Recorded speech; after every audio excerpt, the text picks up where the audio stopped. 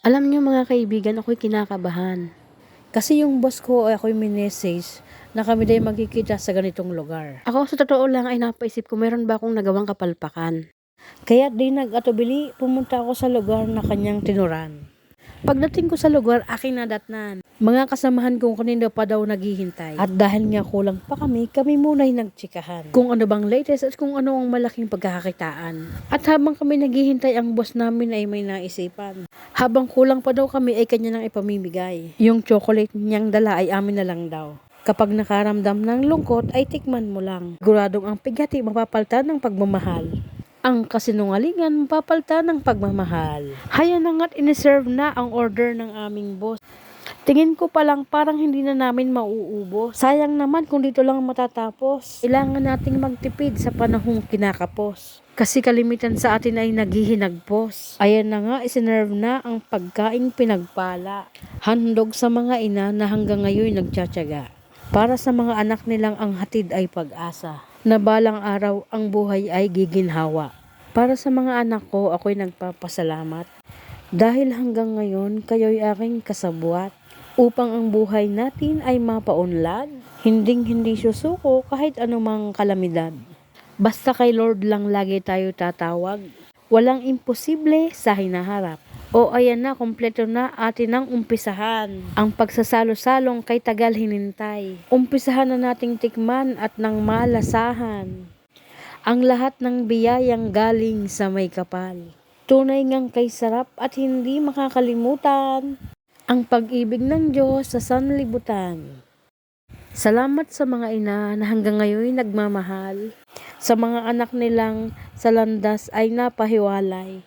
Bago isipin ang hindi magandang kahihinatnan, subukan mo munang tumawag sa may kapal. At nakakasiguro kang hinding-hindi kanya pababayaan. Ay siya, titigilan ko na ang aking kadaldalan at akin nang titimusan ang nakalatag dito sa hapagkainan. Thank you so much nga pala po kay Ma'am Grace sa Mother's Treat nyo sa amin. Maraming salamat po. Lahat kami ay nagulat sa sorpresa mo. Thank you po. At Happy Mother's Day po sa lahat ng mga ina, mama, mami, inay, nanay na walang sawang nagmamahal. Happy Mother's Day po. Mabuhay tayong lahat. Kainan na! Iinom daw sila. Dali, asan tayo? Alis na ata kami sa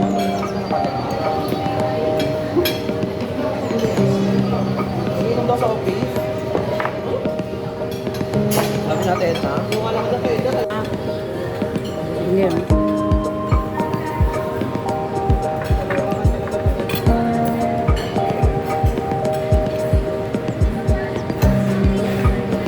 excuse me, ma'am.